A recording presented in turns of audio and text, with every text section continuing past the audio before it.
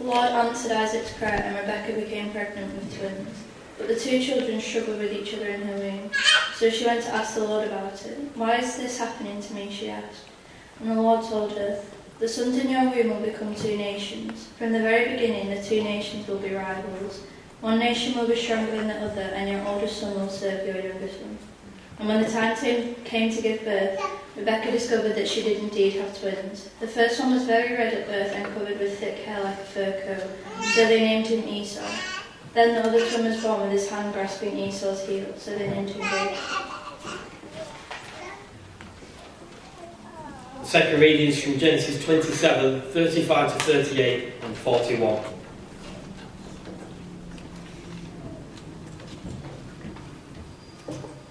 But Isaac said, "Your brother was here, and he tricked me. He has taken away your blessing." Esau explained, "No wonder his name is Jacob, for now he has cheated me twice. First he took my rights as a firstborn, and now he has stolen my blessing. Oh, haven't you saved even one blessing for me?" Isaac said to Esau, "I have made Jacob your master, and have declared that all his brothers will be his servants.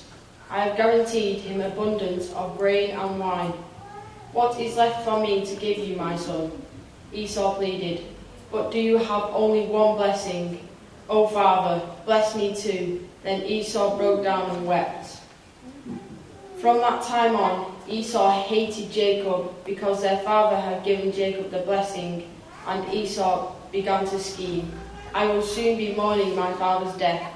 Then I will kill my brother Jacob." And the last reading is taken from Genesis 28, 12 to 15, 20 and 21.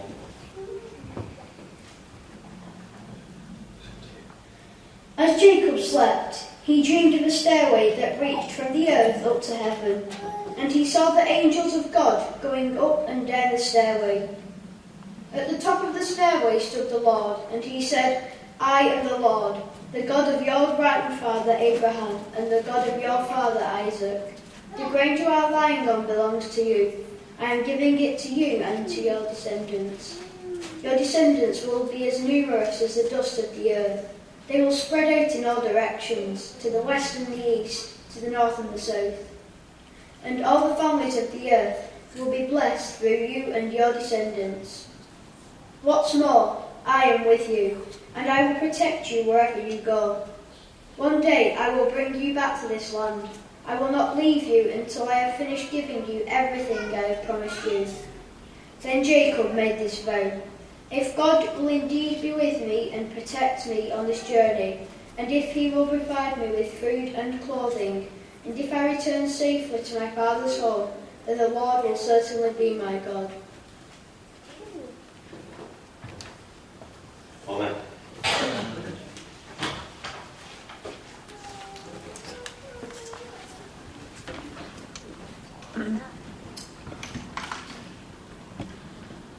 Thank you all very much for reading those so beautifully, so clearly.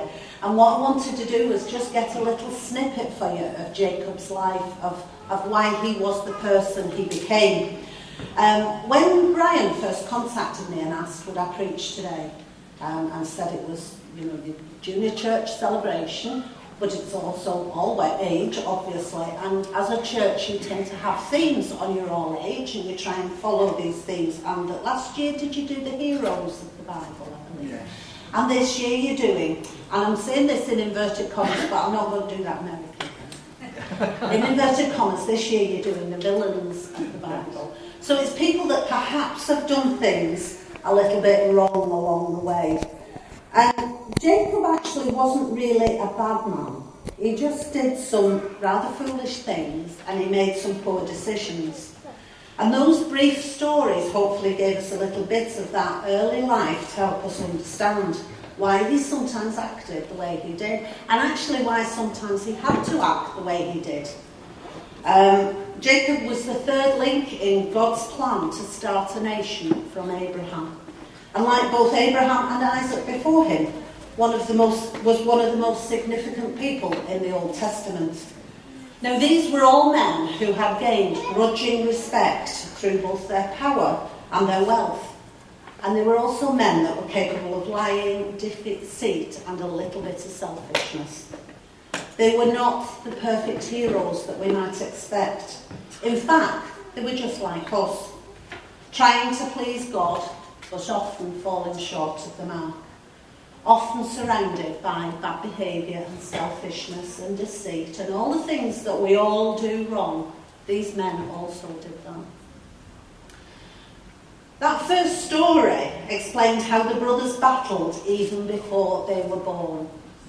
That when their mother was pregnant with them, their father went to God and said, how come she is having these battling babies? And he said they're going to lead two different nations. And Jacob was actually born, it's described, he was born holding on to Esau's heel. So he came in literally straight behind him. And the name Jacob has always been believed to mean he who grasps the heel or someone who deceives. And clearly Jacob, as second born, wasn't in line for all the birthright. He wasn't in line to inherit all the land, because during biblical times the oldest son in the family would receive the biggest part of all the inheritance. And Jacob, being the youngest, felt deprived from what he clearly felt should have been his, simply because he was born moments after his brother. Not years after, moments after. He just came second. And because of that, he lost what he considered was his birthright. Now, in the second story, we heard how he'd acted deceitfully so that he would get his father's blessing and steal his older brother's birthright. As the oldest, it would have been expected that Esau received it, and this was recognition of that chief position in the family, and an inheritance of a double portion of everything that father owned. The incident where Esau rashly sold that birthright to Jacob for some stew, which is earlier on in that story, reveals that Esau didn't appreciate the gravity of that blessing. He didn't realise how blessed he was. And he also didn't realise that Jacob had his eye on that. The family blessing was even more personal than the birthrights, and the passing on of that blessing would give purpose, honour and direction for the future family. So Jacob received the blessing from Isaac. He stole what was rightly his brother's. But that entire event shows how God works his plan through all kinds of people. He allowed his family to follow their selfish desires because he'd always intended that Jacob should receive the blessing and the inheritance. It was always planned that Jacob would be the man to lead all the nation. God knew the potential of Esau, and he knew the potential of Jacob, and he knew which one would be most fitted to the hard task of leading all those generations of the future. Jacob would go on to learn many hard lessons in life, but God would continue to work with him and on him to make him the man that he actually should be.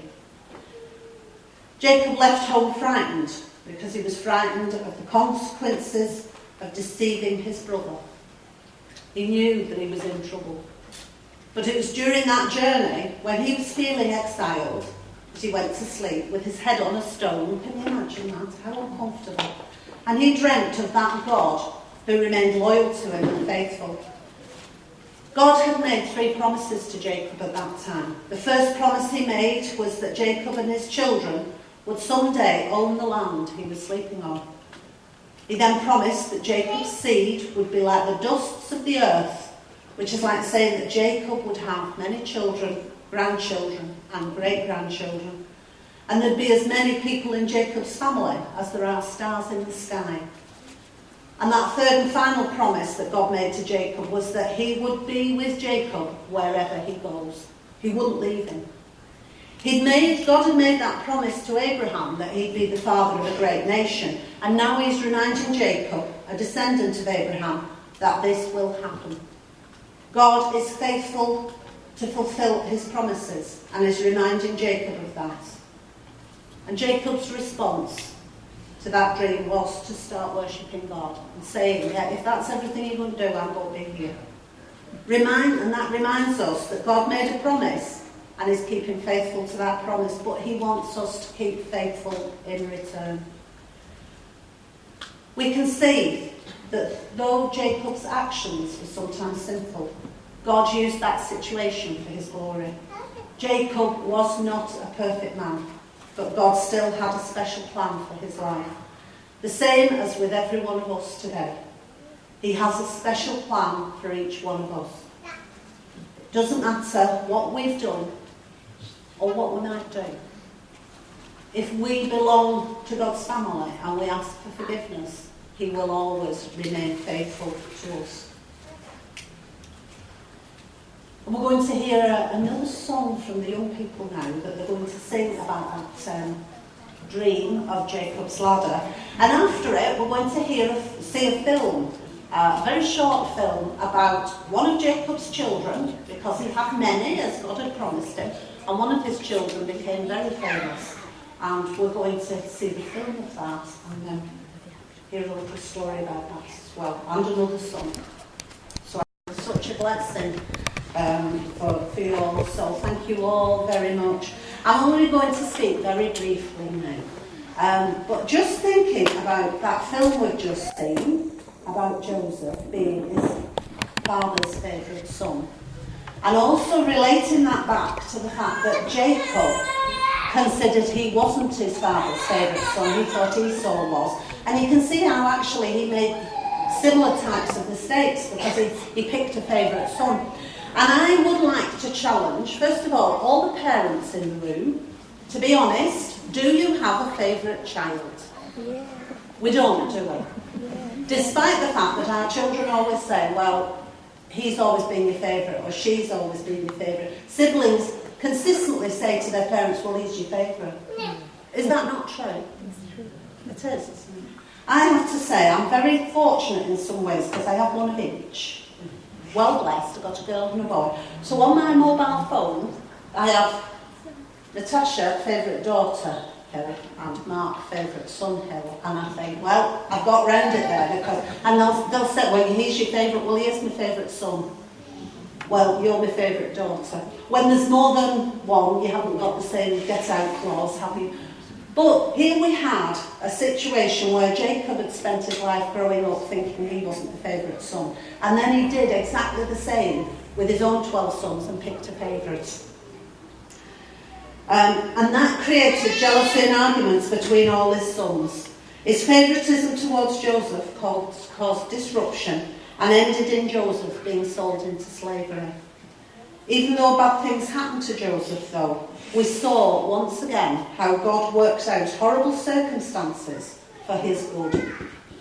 His intervention in Jacob's life resulted in the protection and continued provision of his family. He always had a plan. He'd recognised with Joseph that he was going to be the father of the next generation, and Jacob was his father. And God had that plan.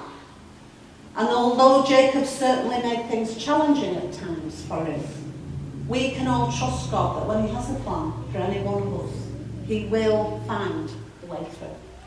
God will speak to us, or will speak to those around us to get us to follow the plan he's got. Even if it means us making some silly mistakes along the way. We're always forgiven. And I think the message from both Jacob and Joseph for a church anniversary is a really good one to enjoy, which brings us to what we're doing here today, because we're celebrating, aren't we, your junior church. So we're going to sing now. It's number 44 if you've got it in your hymn book. It's obviously on the screen, and we're going to sing Come On and Celebrate. And straight after that, we're going to see the presentations to the young people, the junior church members. So let's sing Come On and Celebrate, and we're going to sing it twice.